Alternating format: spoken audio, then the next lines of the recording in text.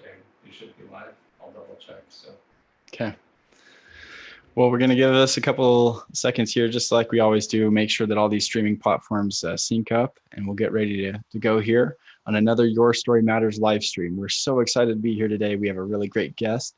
Excited to introduce him and talk about this story because guess what, guys? Production is done. So it's now into post, and the rubber has really hit the road at this point, and we'll make sure that this vision that you guys helped bring to us will really get carried out. So we're really excited and talk about a handful of the things that happened along the way and the challenges.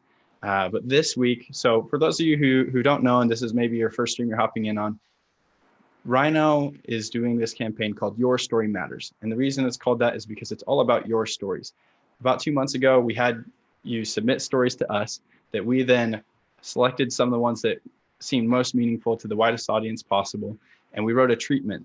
And that treatment we ended up titling Grounded. It's a story of a young adult. He's in his mid 20s, early 30s, and he's going through a set of challenges. He's recently laid off, has lost some family members, and so we get to hear his story through a voiceover that's actually a letter from his father. And so we'll show you some of that footage that we got today. But really, all today we're going to be talking about scoring and really making your story pop with music. And there's no better sponsor that we could have than Musicbed to talk about that. And so we're going to be hopping into their platform. And at the end, stick with us. We'll have a great giveaway from Musicbed. And so I'm excited to do that. So without further ado, I want to introduce our guest today. His name is Lucas Harger. He's from an incredible production and post house called Bruton Strobe. And they specialize in commercials, stills, and motion production. And so they've been around for a long time. And so we'll have Lucas talk to us a little bit more about that. But most recently, you've probably seen some of their work. It was on ABC. It was a 3-minute spot for the Ford Bronco release, which I don't know about you guys. That's an amazing vehicle, and I would love to get behind that. So they did an amazing job showing it off and everything else. So Lucas, so happy to have you with us today. How are you doing? Good. Thanks so much for having me. It's an awesome project, and I'm happy to be here talking to you about it. Yeah, thanks a lot. And so tell us a little bit more about your role at Bruton and why you're here with us today and how we can make this take this project to the next level. Yeah, for sure. I mean, so at Bruton Strobe, I head up and run the post house here. And me personally, I'm an editor. And so I'm still an editor, even though in our post house, we have sound design and mix and 3D and VFX and color. And there's 4 or 5 of us, 4 of us editors here. And so we kind of have the full service post house. And so, raw goods footage come in and finished products go out. And so, we really specialize we just have a huge passion for post. And so we really take projects and try and put our mark on them, from always falling in line with the director, but constantly pushing the envelope and trying to make the project be the best version of the project that the project could possibly be. And so that's kind of what we do. And how we do it ranges. We do everything from 30-second broadcast spots to 3 minutes to features to doc series. We kind of run the gamut. And so, yeah, a lot of different run times, a lot of different challenges, but it's all fun. Yeah, well, it's all fantastic work, and I've loved hopping into some of it. I had seen quite a bit of it actually before I even realized that you were connected to it. And so when Musicbed introduced us, I was super excited to make this stream happen. And so thank you for being with us. Actually, I was watching the video that Musicbed did with you, interviewing you and talking about your process. And that really inspired me for a lot of different reasons. We'll have that in the description after this goes live, guys. So if you haven't checked out that video, please do, because Lucas really breaks it down. One of the things that, beyond what you talked about and took away, I'm actually in the process of building out a studio myself as we are in this new world, and doing things a little bit differently. And to be completely honest, we used that backdrop that you had there as our inspiration. So thank you for that, if nothing else. So yeah, sure. Yeah, anytime. That's awesome. So once you see that, actually it's been rather hard. We're trying to source an old school chalkboard, and it's been a world of issues trying to get it from where we found one up to here. That's hilarious. I mean, that's this room right here. That chalkboard is right there. So that's awesome. Well, very good. So I'm going to hop into this screen share real quick. We're going to talk a little bit about, where we're at on the production and just show you some visuals, give you a little bit of a taste of that so that you can get a sense for the theming that we're going for. And then I'll let you take over and hop in. So let's do this real quick.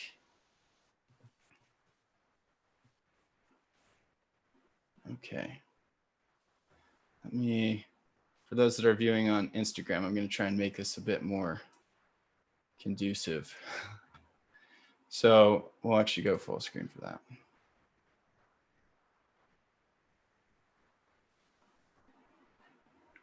Okay, there we go.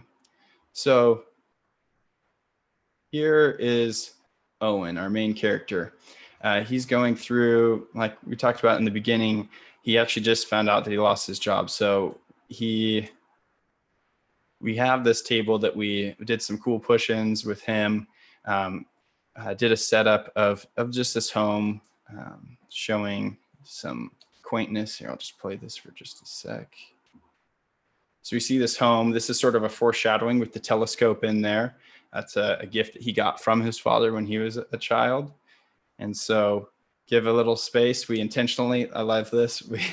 This was a guy's pad. So it was him and his dad living there. So art direction, kept the toilet lid open, seemed more reasonable. We have the shot on this radio as we're going to be hearing a radio announcer talking about just some programming that will get us into our theme of space. And so that will be playing throughout this whole point, and it'll be at various levels as this goes on. Have some more nods to Owen's dad and his space career. That's going to actually be the desk where Owen's dad writes the letter. So there's a lot of foreshadowing, just showing different elements of his home. And then we meet the protagonist and get to see him in this element now. And so he's seeing these bills, and in the midst of that, he finds out that he gets laid off. And so let's see if we can get this playhead here. He gets pretty frustrated. So this is where it sort of changes from this mellow thing. He gets up, slaps this cereal. Is what his intent was. Sometimes when we're mad, we just want to make a mess. He inadvertently hit this picture frame of his parents that was at their wedding. And so that becomes another sort of anchor in this film, that they're essentially there watching over him in this home that he's now taking care of as he figures out the next steps of his life, which all of a sudden became more difficult with the loss of his job. He starts to clean up his mess and have this focus.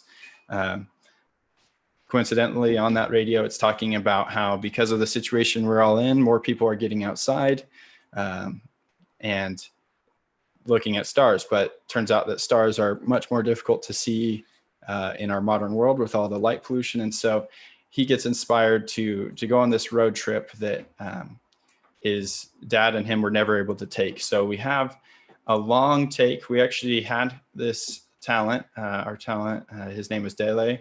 He read through this whole letter, and we just did this real long take to get this large emotional range. And so he gets fairly emotional at points. And then we get some shots of the dad towards the end of his life, as it can often be the case, where it's just a more lonely existence. Perhaps some of his other friends and acquaintances have already passed away. Owen was busy with work and school, otherwise his own thing. And so we go through some of that. So there's this isolation that we want to portray. And then that's going to be cutting back and forth as Owen goes on this journey. And this is by no means in order here in the cut. One of the things I love to do is just sort of clump it all down into the timeline and mess around with it from there. But we had a couple fantastic days in Bryce Canyon National Park in southern Utah. The weather really cooperated with us. The one thing that didn't cooperate with us, which we had to end up tying into the story, was we had a little bit of a mishap. And I was talking to you a little bit earlier about this, Lucas. our talent is about 6'4". You can see he's rather tall here. He's even bent over. He's tall. So he was bending forward to get in the car. And I, unfortunately, at the same time was opening the door, and his forehead connected with the corner of that door. And it split it open, not huge, but just a little bit, enough that is for sure visible. We had to end up tying that into our story. So we had done all the shoot of him, luckily, all the way down to this location. It was about a 4-hour drive. And so we had this hiker that we also had with us. She all of a sudden became a photographer, and she was taking photos on this shoot. And their meeting begins with her turning, and she's reviewing the photos, and he was standing up from a drink, and the end of her lens actually connects with his forehead. And so then we have a story, and it gave us a reason to have that. So it ended up working out. And so we've just got a lot of footage. That's that shot actually of where she connects with his forehead, and it'll work out. You got to roll with the punches, because there's always going to be punches in these. So Lucas, now I'm going to hop back to you here. That you've got that basic overview. Let's see. And we can hop into Musicbed. If you haven't used Musicbed before, I encourage you to go there, because there's so much that you can use this tool for. But we're going to dive in a bit here, and Lucas is going to show us just how easy it is to use, and really how to find different music selections to be part of your project. Yeah, for sure. Let me share.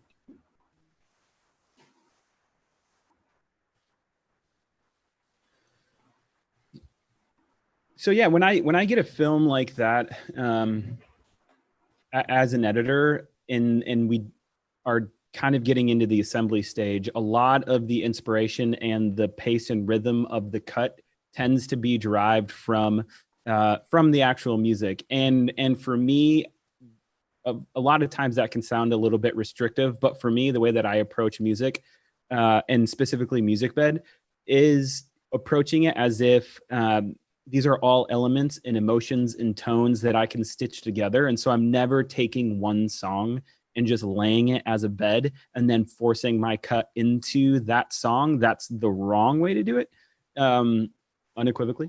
But what I like to do is get the tempo, the pace, the rhythm of a scene, of a moment, and get the mood and the emotion of it kind of established within the music. And so a lot of times, as I'm going through and looking for tracks on Musicbed, I am pulling 30-second bits, 10-second bits, 5-second bits, sometimes less. And so I'm approaching it much more granularly and kind of pulling apart these different aspects of a track in order to, it's not a custom score, but it's like really pushing the boundaries of, all of these different textures and all of these different tones, emotions, and vibes that are available on Musicbed.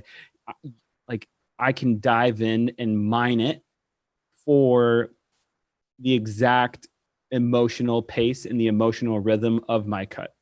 And so that's awesome. Go ahead. Yeah. And so I think, like, for me, it's a lot of filtering through and not getting bogged down in the genre. And it's all about looking for the textures that could be, like I said, these little 3-second to 30-second movements that I can use as building blocks for the soundtrack that will eventually be complete. Absolutely. Well, perfect. That's the thing. Typically, like I use that music as a guide, and it's been tough for me, even though I obviously know largely where this edit is going to go. But pacing wise, like, I'm really excited for this today so that I can get some footing to the story. So Let's hop in and see what we can find. Cool. So for me, the first thing that I'll kind of just jump right into this before I'll need to find the song before I do. So for me, a lot of times, and earlier on in my career, I would always kind of start off with genre. But as you start off with genre, you're already restricting yourself to a very preconceived notion of what you think the soundtrack should be. And in post, And in editorial, it's much more of an exploration, especially with a story that is, and this is a positive, that's loose, right? So you have these different emotions that you can draw out and play with some of the footage that you just went through. It's not like a really tight action scene, you know what I mean, that has the tendency to want to be like da da da da da da da. It's not necessarily that. There are some there's these undercurrents and these tones and some subtle emotion that you can pull out. And so I never start with genre in this case at all. And so what I often will go to is mood. And so, you know, let's just say contemplative, and then we can go, and then I always go to attributes. And stop me if I do something and I don't explain it, because I'm on Musicbed a lot and I just kind of tool around. So I often start with mood because I have an idea. And the great thing about their moods, which is different than some of the other plays, is like these are pretty broad emotions. They don't get super specific, which I really appreciate. And then the attributes get really specific. And so we can start with this moment, these emotions, because as he is in the kitchen and having this realization of these bills, and then he comes to find out that he's lost his job, and then he gets frustrated, and then he recollects and gets inspired to go on this trip, right? There's like a driving, kind of like a forward moving thing emotionally. And so for me, that's driving. I could also add dramatic if I wanted, maybe a little bit of espionage, just kidding. And so for me, like, I'll just start listening down. And I mean, already this is kind of vibing, and it's kind of got that space thing going. And so what I'll do is just kind of like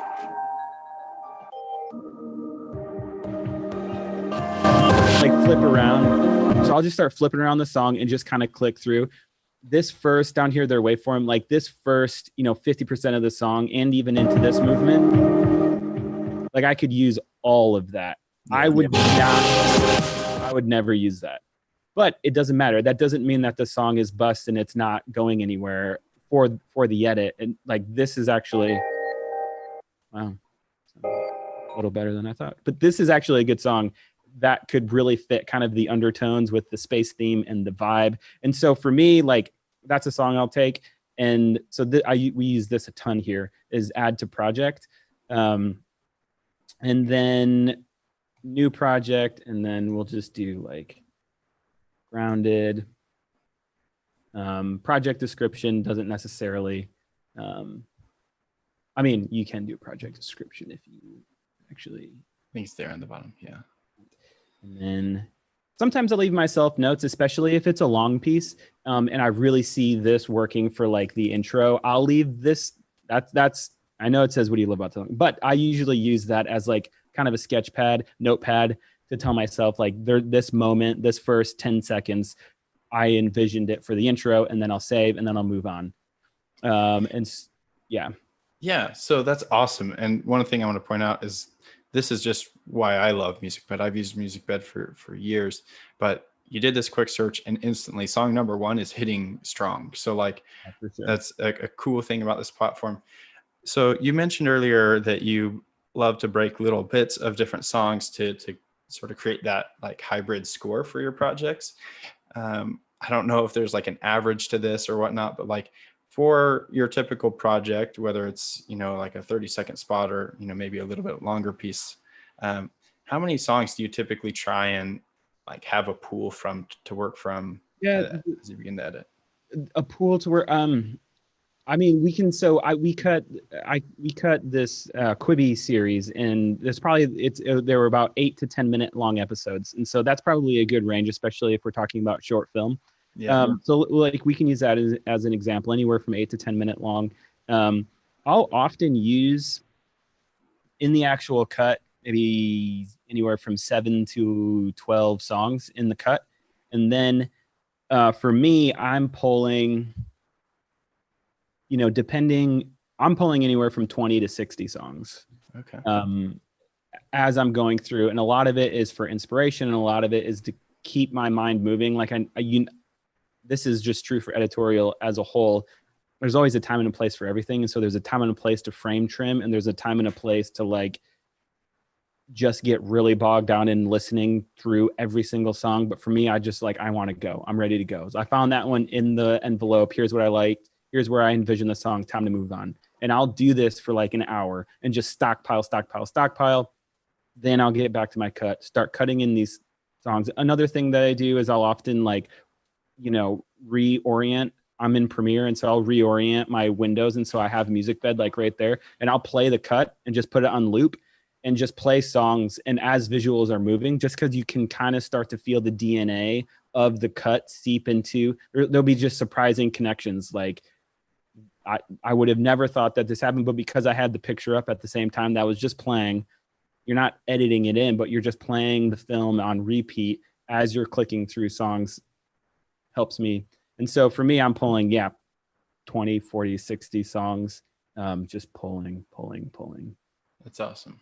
So, I mean, if I found this song, so just like I found it and I actually quite liked it, I'll open up a new one, a window of that song. And then here they have similar songs. And so then I'll just like,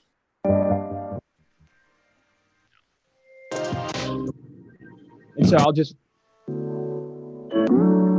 that's cool. Like this could totally, this one is cool.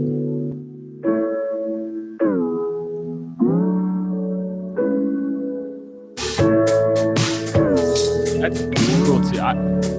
That might, anyway, that's cool. That actually has kind of this vibe of like, I don't know, for some reason the word connection comes to mind. Yeah, for sure. Yeah, totally. Go ahead. I see that sort of being there's, so like as that girl, first does a face assault with the camera. They later progress to where they end up having dinner together. And, that's a great type of piece for that. Yeah, for sure. And then the nice thing about this tune is that you have this part. Yeah. Then you have this part. Then you have this part. And then it goes down to this, which is great.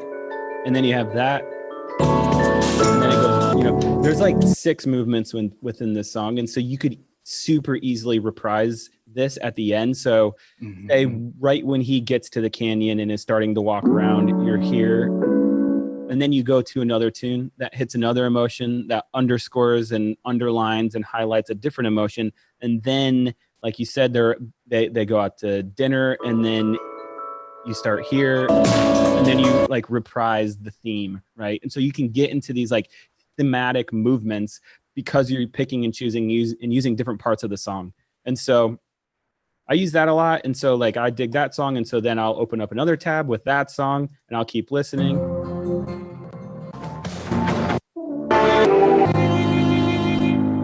This one's interesting, but I don't really dig. That's cool. See that part right there is nice. That's like at like 318. That's nice. And so then it'll just be, I could totally actually see that for the beginning.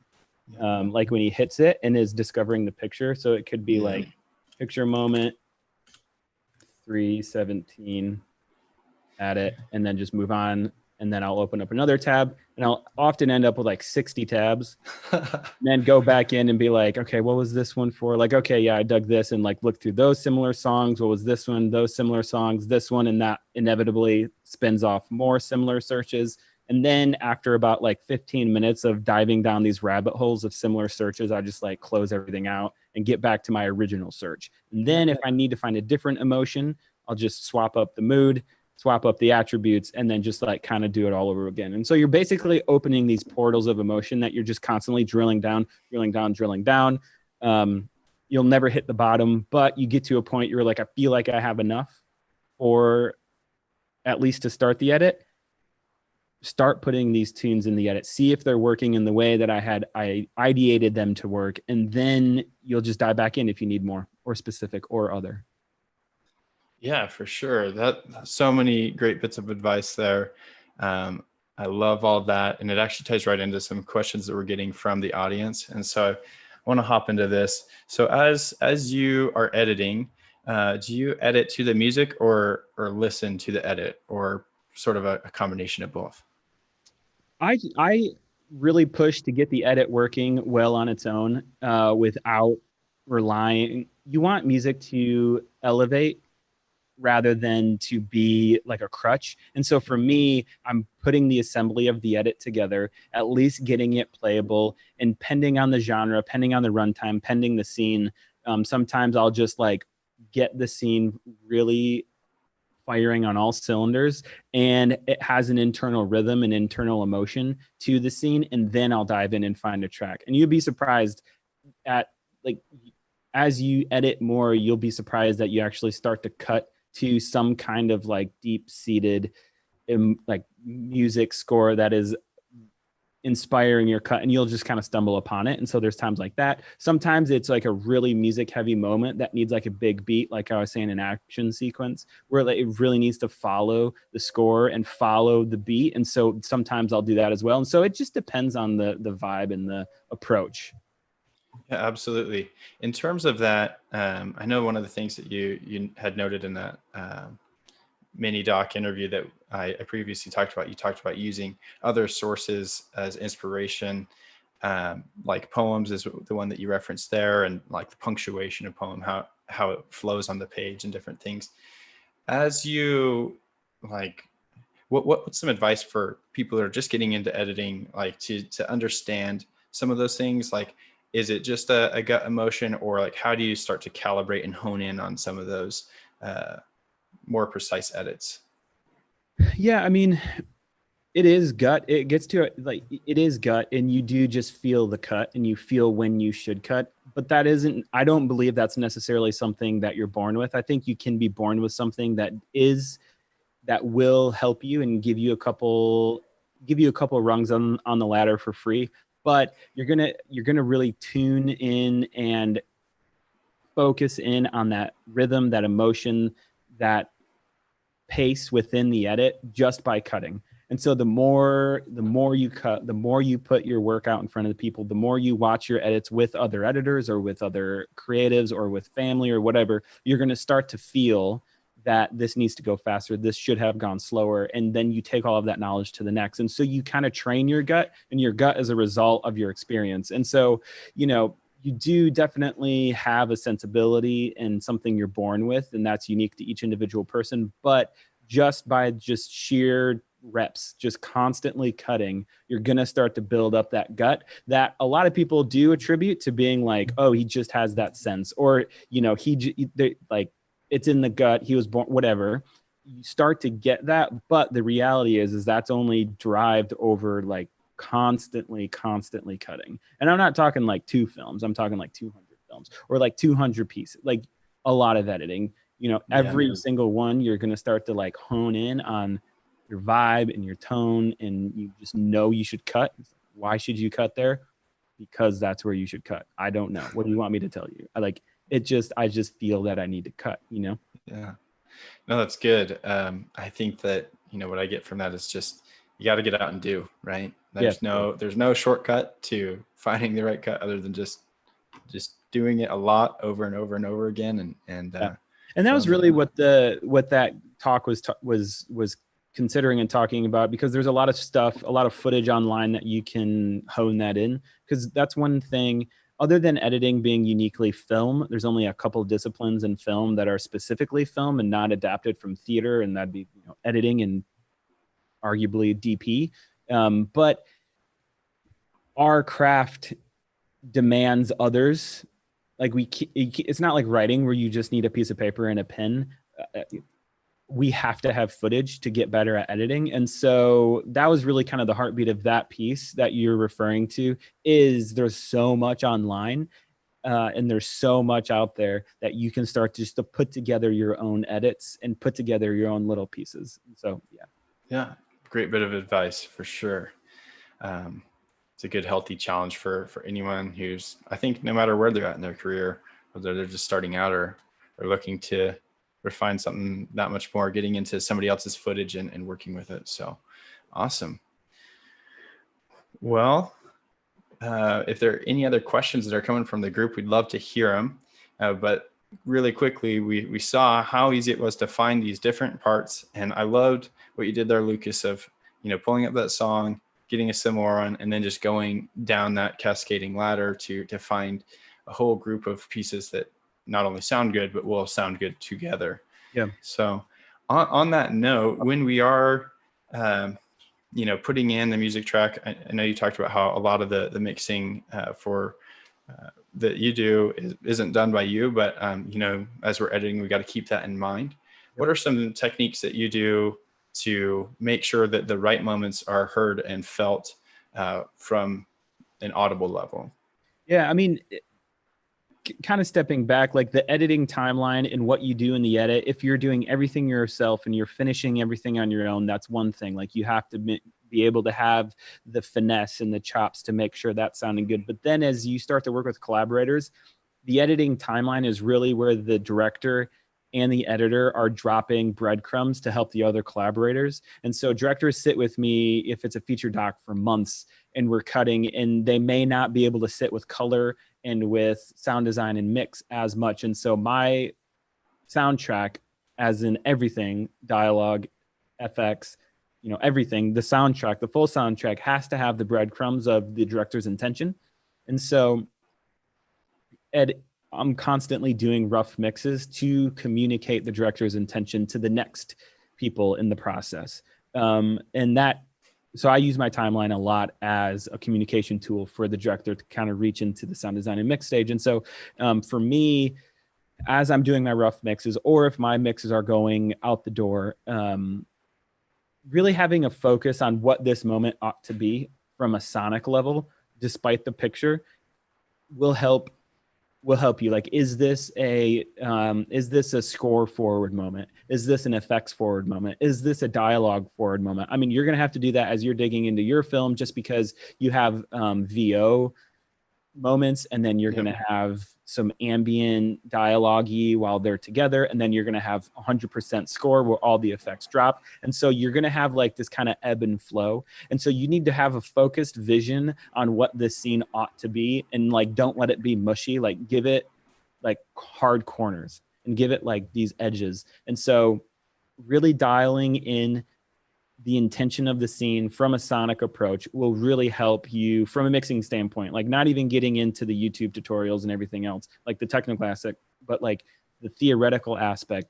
What is this moment? Effects, dialogue, score forward. Then once you have that intention for the scene, then you start to mix everything. And you start to pull down the score in this moment because it should be really subtle and in the background. And then you start to bring up the score, all of those different things. And so for me, I mean, personally, I work a lot with submixes and routing all that stuff and keyframing, blah, blah, blah. So, but the really big focus first is understanding the intention of the scene and what you want to have a foot forward. Yeah. And then you just let it go from there. If that's the big decision and you need more effects, you need more effects. But you don't ever want there to be all sound effects, all dialogue, all music constantly competing, because there's going to be a lot of frequencies, especially in music. There's a lot of frequencies that are going to, by like scientific nature of frequency, is going to cancel out other frequencies. And so you're going to have things where you're just like constantly turning it up and you're like, why isn't it getting louder? It's because there's frequencies canceling each other out. And so you need to EQ stuff and start to like put everything into its little box. And so, but the first thing is like, what's the intention? You don't want 100% of everything all the time. I mean, even in films, you'll like watch the films and see what's going on. I mean, a lot of times I keep using action scenes as an example, so let's just go with it. But it's very score heavy, and then it's very FX, and there's very little dialogue. And when there is dialogue, the effects drop, dialogue, effects back up, keep going. And so, intention. That's awesome. There's so much of what you've talked about today that we're going to take directly into this edit. And so I'm really looking forward to doing that and getting some of these tracks laid down. So I'll have to ping you back and see how we did at applying your advice. But it's always going to be a learning lesson. So, well, before we get wrapped up here, we do have that promise giveaway from our sponsor, Musicbed. And so as has been tradition the past several weeks, we want you to hop on their website. So go to musicbed.com. That's the best way to start. And the question is going to come from there. And so one of the things that you have to consider as a filmmaker is how you're getting all this, right? And so sometimes can be become relative, and music is one of those things. Musicbed has done something fantastic where they I mean, you can still buy songs per song, per license type thing, but they also have a subscription option, which becomes a lot more accessible for people. And so the question is, you can access Musicbed's incredible music catalog for as little as how much for personal use? So if you're a YouTuber or some other thing, like what can you use as long as it's not for business, but just strictly for you, for personal use? How much is it per month? So the first person to comment on that, we'll pull up that in just a minute here, but the winner is going to receive an annual subscription to the business plan. And so you can use it for, different levels of work where you're actually getting paid as well. So super exciting, super generous from Musicbed. So let's see those answers. And as that's happening, we have a couple more questions here.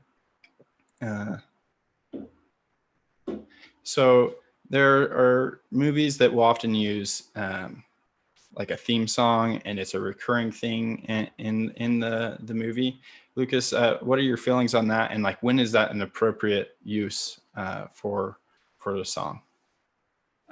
I mean, I personally really dig it. I know at times it can get repetitive, but that is likely the director's intention. I think it kind of comes back to what we were saying before, that it is all about intention. And if you understand the use of the music and you're not just reprising it because you feel like using it again, if there is like an emotional approach, an emotional tone, something that you do want to hit, like we were talking in one of those other songs, there's like a thematic, melody that was hit, and then it becomes completely full like a full realization of itself that could easily be tracked with the, emotional state of the main character, stuff like that. And so as long as it's intentional, and as long as you have a good reason for it, I mean, I really dig it, because it reminds you of something, right? It shows you in the soundtrack the internal arc of the character, which is really powerful, and something that only film can do. Is taking all of these different disciplines and all of these different aspects of art, whether it's, anywhere from painting to sound to music to picture to like all of this stuff comes together to make this one cohesive, focused vision of something. It takes a ton of disciplines. And so that is a really fun and like powerful way to communicate an emotion, is by the reprisal. And so it has to be done right, and it has to be done well, and it has to be done with attention, but it's rad. Yeah, absolutely. I agree. As long as there is that intent and you can loop back to it, it's a great way to like, use all the senses that we have as much as possible with film. Obviously, we're not getting certain senses, but like, oh yeah, that happened at this point in the film, and it's reminding me of that feeling I had back then, or the feeling of that character. So it can be very effective when done right. So we do have a winner, and he was thorough and got on multiple platforms. So good for you. That winner is Alex Radalik. So be sure to just DM us on, you can send us a Facebook message, and we'll make sure we get your information over to Musicbed. But congrats on winning this business subscription for a year. So you'll be able to use all these songs and help grow your own video endeavors. So very, very cool. Let's see here. There's a couple more questions, and then we'll wrap up. So sort of a different element of cutting. It's almost its own discipline, but cutting a trailer for a movie. What are your approaches to scoring on trailers? I mean, it really depends on the approach of the trailer. So some trailers actually are like pulling and sourcing tracks from the film that get incorporated into the trailer. And so there's already a pool of music that kind of hits the heartbeats of the movements. So if you're going to break up the trailer in similar emotional movements of the film, which is often the case, you have a set of tracks for that. And then you're just figuring out how to link them. A lot of times in modern trailers, they're linked with like a dropout, a line, a moment, and then we're on to the next emotion, and then motion, and then boom, line, moment, next emotion, then a a wrap up at the end. And so sometimes we're just sourcing tracks that were used in the cut of the film or of the episode. So you have that, and then there's some that have their own custom scores. And I mean, as long as if you're going to do its own unique track for the trailer that doesn't necessarily appear personally, I think that track really needs to have a strong emotional North Star that points exactly to the heartbeat of the film or to the heartbeat of the film that you want to communicate. Because trailers are just they're just commercials. They're just a marketing aspect to get people into the film. And so you have to be honest with your audience that is the target market of the film. This is what they're going to dig. This is also an accurate representation of the film, and then to push that. And so, I mean, there's a couple different approaches industry-wide, whether it's sourcing music from the soundtrack that is in the film or doing it, but both of them have to be honest to what the film is. Yeah, great feedback for sure. And then the last one we have here, this is just more specific to Musicbed's platform, and I can help address some of this. And if you have any additional thoughts, feel free to chime in, Lucas. But some platforms are just purely track-based, not have any form of vocals. So the way that Musicbed, it's a curated platform where artists can make all types of music, whether it's instrumental or vocal-based. I love that sort feature. I don't know why. That seems like the first filter that should be on every platform, but surprisingly, it's not. And that makes it so much easier to search through things. But these are independently made tracks. So some you can just hop in and find what you need on each of those tracks. It's not so much based on, I mean, you can filter by the different beats of the song, like beats per minute and things like that. But it's a composed piece by an artist. So I don't know if you have any thoughts to add to that. Yeah, for sure. I mean, a lot of if you find a track that you really dig, if you're not filtering based on vocal, a lot of times if you find a vocal track, you can dig in, and right below the vocal track will be the instrumental track. So that happens a lot in Musicbed. There aren't necessarily any loopable moments like some other platforms. You have to be like the music supervisor and kind of edit that, which is exactly what I want at all times. Like, I don't want loops given to me. I want to know and be able to do that. Another thing that you'll find a lot, if you drill down kind of like we were, you hit similar songs, or you drill into that song and you'll see a couple, there's a lot of, sometimes not a lot, but sometimes there's multiple versions. And so here's this full song, here's this song of just the string, here's this song of just this. And so there are alternate mixes that are popping up and happening more and more. And I do take advantage. If I find a track that has multiple mixes, I'll download them all, just because it gives me, more brushes to paint with. It gives me the ability to strip down and be minimal, then to build up if I want. And so I'm always looking for kind of the dynamics of a song. And so if the artist has provided other mixes or other approaches to the track, I'm constantly downloading those. But I want to be able to pick the moments that I want to loop. And a lot of times I'm not looping. I'm like reducing a song and cutting things out and making it transition between these moments a lot quicker. And it just takes practice to be able to like beat match and figure out what you can get away with. If you can hide, if you really want this beat to hit here and you really want this beat to hit here, but these beats aren't exactly 140 between each other, you can find ways to like kind of fudge it by like 10 BPMs in the middle that gets covered by a VO and a sound effect, and then it comes back in and it's kind of like hidden to the audience. And so there's a lot of things that I like to do. What I found when I have used provided loops is it creates a very syncopated edit that just goes, and I'm much more organic, and I want it to flow and kind of be more in like an ocean. Yeah, absolutely.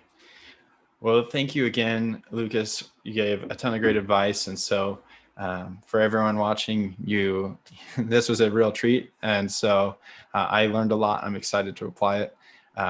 If you could, please share that. Another great feature is that Lucas can then share that folder that he just made with me, so that I can work on that in my own account as well. and we'll get going on this edit. But just to wrap up here, again, we want to thank Musicbed today for being our sponsor of this stream and for their generous giveaway. And so congrats again, Alex. Don't forget to message us. And then we've got a couple of streams coming up next week. So we have 2 more streams on Tuesday, and these are actually going to be our last streams previous to the premiere. So it is right around the corner for us. So Tuesday afternoon, 2 p.m. Central Time, we're catching up with Ollie Catchington, and he's going to talk to us a bit more about editing and dive into that with us as we fine tune more of a scene. So we're going to see more right in the edit. And then right after that at 3:30 Central Time, we're going to be talking to Denver Riddle from Color Grading Central, and we'll be hopping into the grade. So we're going to break down, again, some of the different scenes and moods that we're trying to convey in the image and get that look that we want to be able to then complete the film. So looking forward to that. So we'll see you Tuesday. And Lucas, thank you again today. Have a wonderful weekend, and I look forward to your next projects. So Yeah, thanks so much. Thanks for having me. It was awesome, and I'm excited to see the film. absolutely. Thank you. We'll see you guys next week.